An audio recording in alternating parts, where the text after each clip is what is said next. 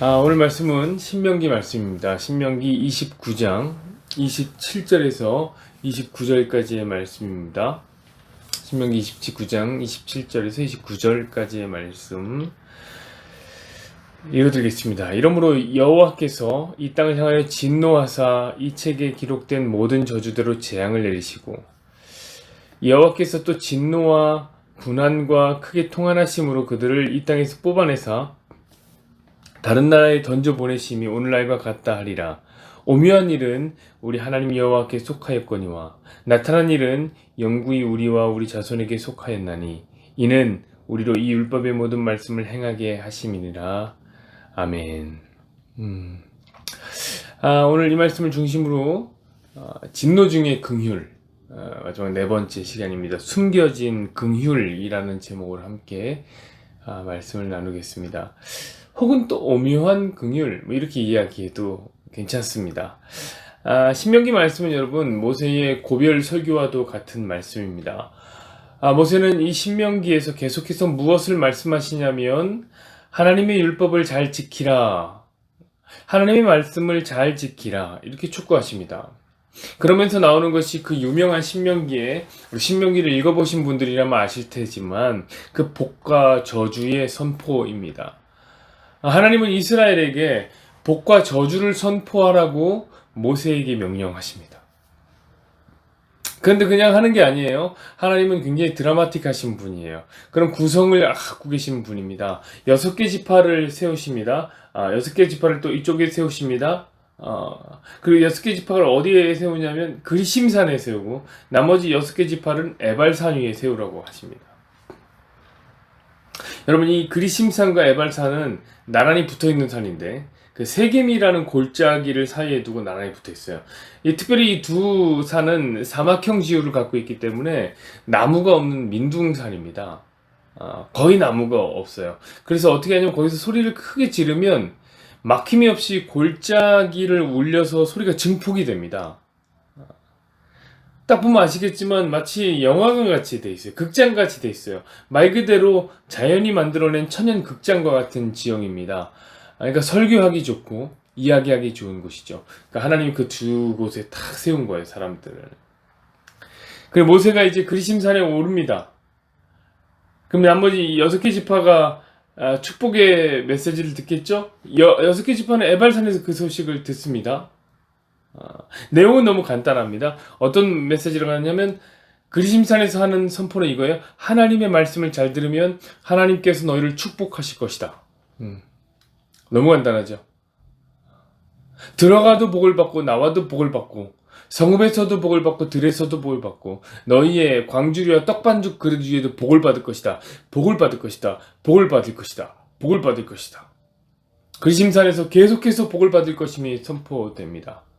그리고 이제 모세는 에발산을 옮겨갑니다. 그래, 에발산에 올라서 나머지 6개 지파에게 저주를 선포합니다. 역시 내용은 너무나 간단합니다. 하나님의 말씀을 듣지 않을 때에는 저주를 받게 될 것이다. 들어가도 저주를 받고 나와도 저주를 받고 성읍에서도 저주를 받고 들에서도 저주를 받고 광주리와 떡반죽 그릇 위에도 저주를 받고 저주를 받고 저주를 받고 그 저주의 내용은 복을 받는 것보다 2배는 더 많습니다. 산과 골짜기를 쩌렁쩌렁하게 울리는 민족의 지도자 이 모세의 선포는 이스라엘의 백성들의 마음을 뜨겁게 했습니다. 모세의 이야기가 끝날 때마다 백성들은 어떻게 했냐면 두 손을 들고 아멘 아멘 연신하면서 화답을 했습니다. 아멘이 무슨 뜻입니까? 그대로 될 것입니다. 혹은 그렇게 하겠습니다. 이런 뜻이 아닙니까?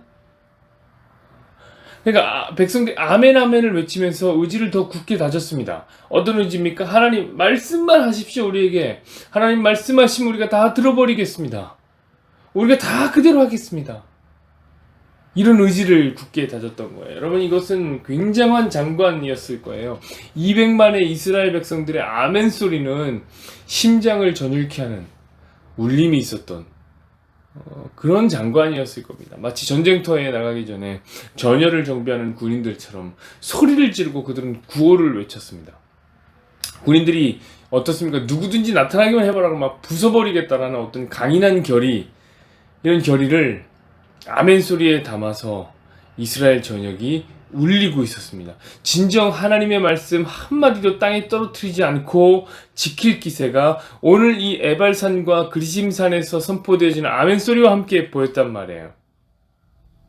근데 함께 모여서 의지를 다지는 것만으로도 그런 모습이 보였는데, 내용도 사실 생각해보세요. 너무 지킬 수밖에 없지 않나요?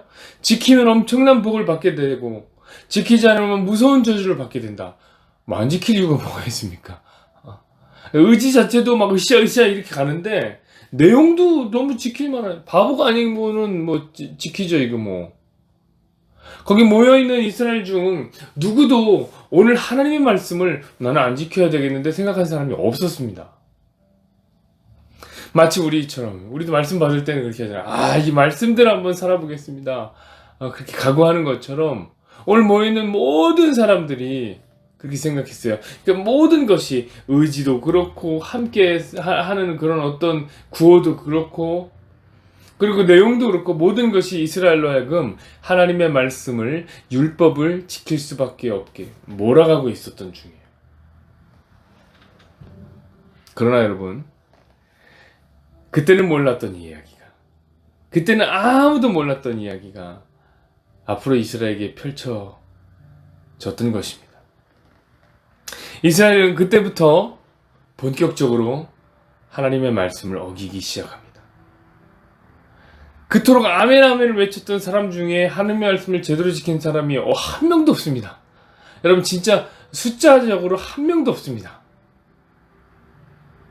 그렇게 시간이 흘러서 구약의 마지막 성경인 말라기에 이르르자 하나님은 뭐라고 하시냐면, 야 이스라엘아, 제발 이 성전문 좀 닫아라. 이 성전문 좀 제발 닫아줘라 하면서 탄식하시면서 한탄하시면서 이스라엘에게 부탁을 하십니다. 왜냐하면 성전에 모이는 이스라엘 백성들이 하나님 말씀을 하나도 안 들으면서 성전 땅만 밟는 거예요. 그래서 자기는 성전 땅에 발붙고 있으니, 성전에 있으니 하나님과 함께하고 있다, 이런 착각 같지도 않은 착각을 하고 있었던 겁니다.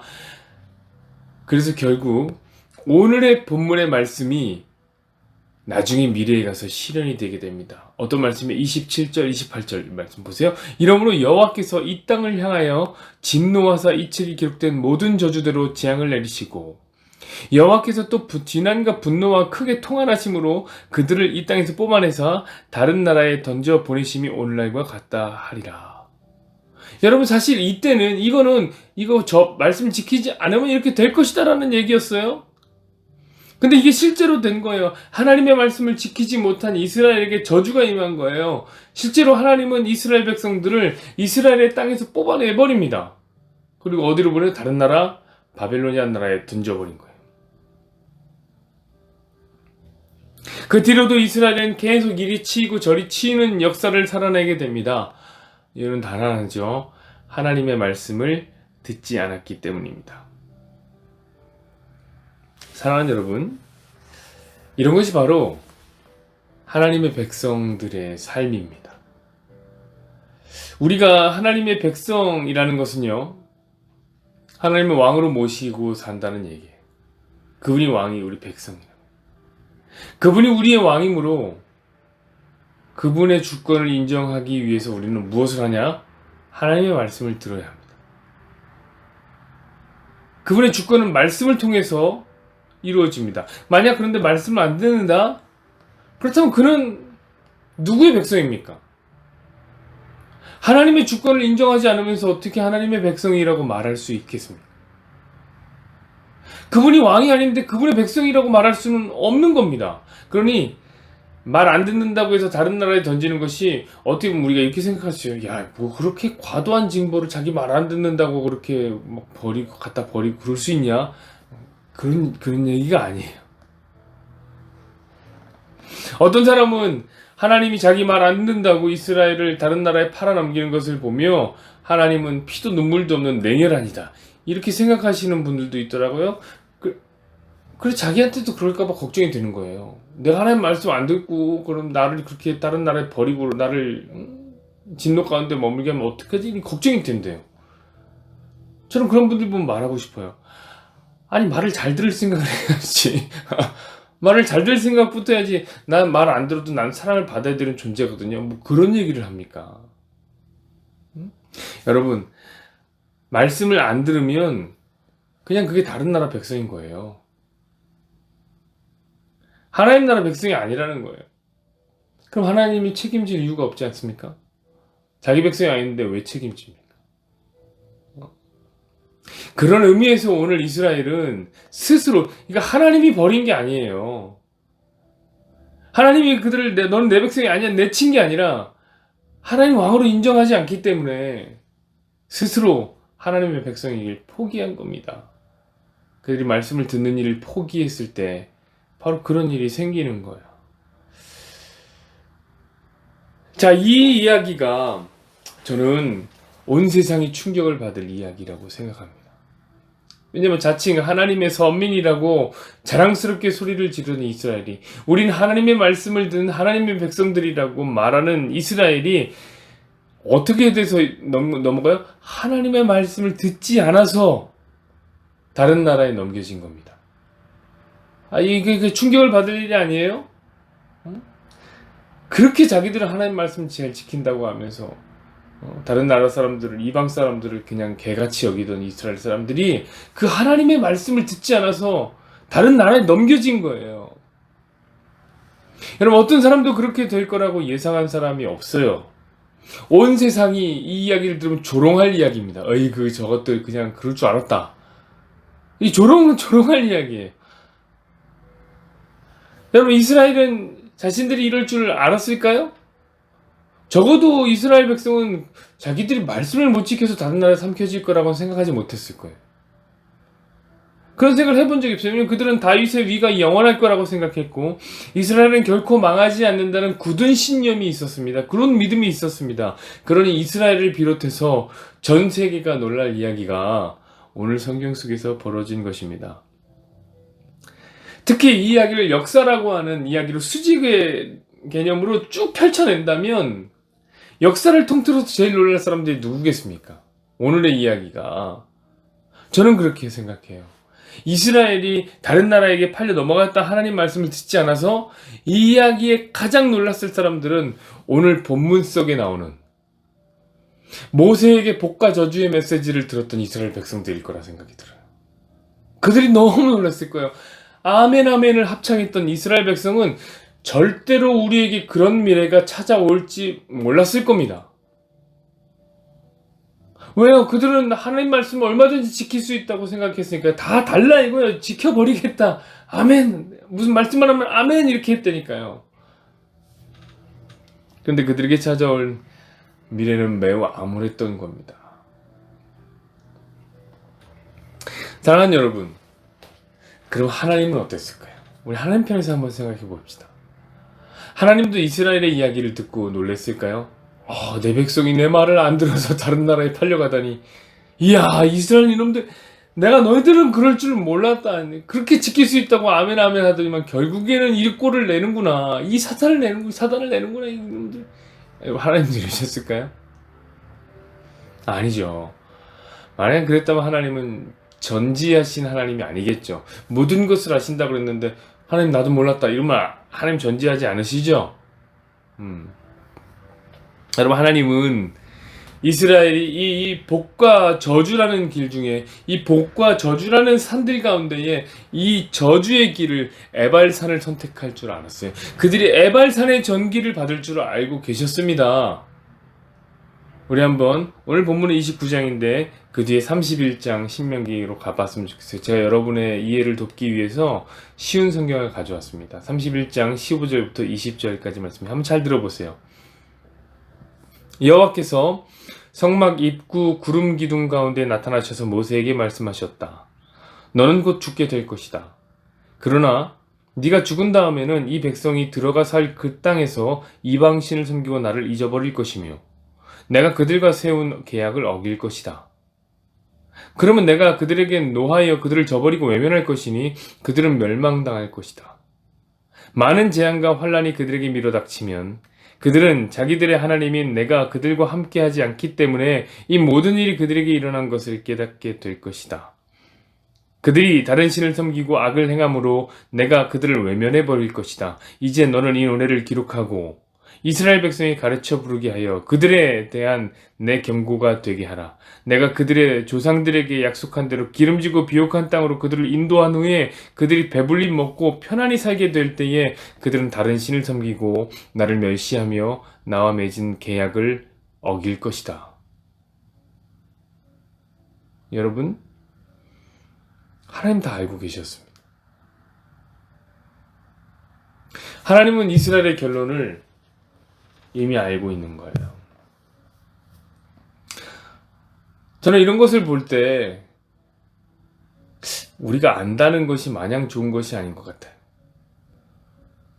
우리는 뭐든지 알고 싶어하고 상대 마음이 어떤 건지 알고 싶어하고 다 알고 싶어해요. 근데 꼭 안다는 게 좋은 걸까요? 이미 알고 계신 하나님이 모세의 복과 저주의 설교 앞에 보인 백성들의 자신감을 보면서 무슨 생각을 하셨을까요? 손을 들고 아멘 아멘을 목이 터져라 외치는 백성들을 보며 하나님은 무슨 생각을 과연 하셨을까요?